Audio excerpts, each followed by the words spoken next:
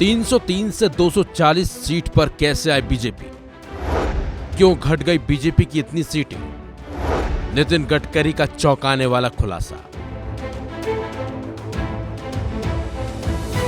लोकसभा चुनाव 2024 में भारतीय जनता पार्टी का बेहद शर्मनाक प्रदर्शन रहा। बीजेपी चुनाव से पहले दावा कर रही थी कि लोकसभा चुनाव में बीजेपी पूर्ण बहुमत की सरकार बनाएगी। परिणामों से पहले पीएम मोदी से लेकर बीजेपी के तमाम नेता इस बात का दावा करते हुए नजर भी आ रहे थे, लेकिन जब परिणाम आए तो बीजेपी के भी होश उड़ गए। वजह सीटों का कम आना। हालात ये हो गए थे कि बीजेपी का सरकार बनाना भी मुश्किल हो रहा था। हालांकि तोड़ मरोड़ कर बीजेपी सरकार बनाने में कामयाब हो गई। बीजेपी 303 से 240 पर कैसे आई, इसका खुलासा केंद्रीय मंत्री नितिन गडकरी ने किया है। यहाँ तक कि गडकरी ने सीटें गिरने की वजह भी बता दी है। नितिन गडकरी के मुताबिक विपक्षी दलों ने मतदाताओं को भ्रमित किया, जिसकी वजह से बीजेपी को बड़ा नुकसान हुआ।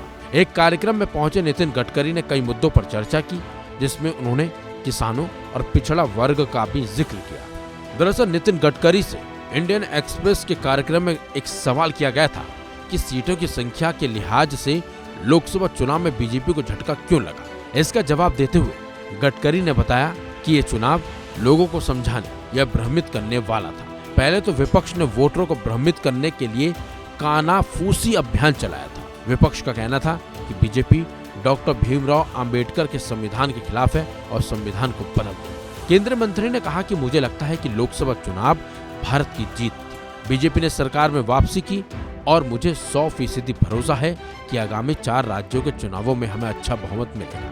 लोगों ने बीजेपी में फिर भरोसा दिखाया है।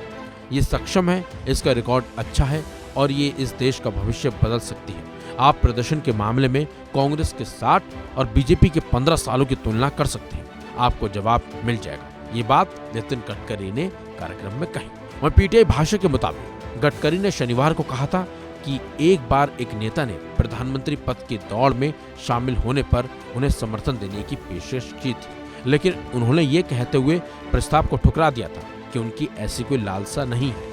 यहाँ एक पत्रकारिता पुरस्कार समारोह में गडकरी ने कहा कि मुझे घटना याद है कि मैं किसी का नाम नहीं लूंगा। उस व्यक्ति ने कहा था कि अगर आप प्रधानमंत्री बनने जा रहे हैं तो हम आपका समर्थन करेंगे।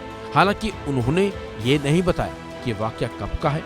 अपने भाषण में गडकरी ने पत्रकारिता और राजनीति दोनों में नैतिकता के महत्व को जोर भी दिया था। फिलहाल नितिन गडकरी ने जिस तरह से लोकसभा चुनाव में बीजेपी की सीटें कम होने का खुलासा किया है, वो कहीं न कहीं सही भी है, क्योंकि लगातार लोकसभा चुनाव से पहले कांग्रेस ने यानी कि विपक्ष ने मिलकर एक ऐसी धारणा बनाई थी जिससे कहीं न कहीं बीजेपी को नुकसान हो सकता था, लेकिन ऐसा हुआ नहीं और बीजेपी सरकार बनाने में कामयाब हो गई। इस खबर में बस इतना ही। अपडेट्स के लिए बने रहिए वन इंडिया हिंदी के साथ।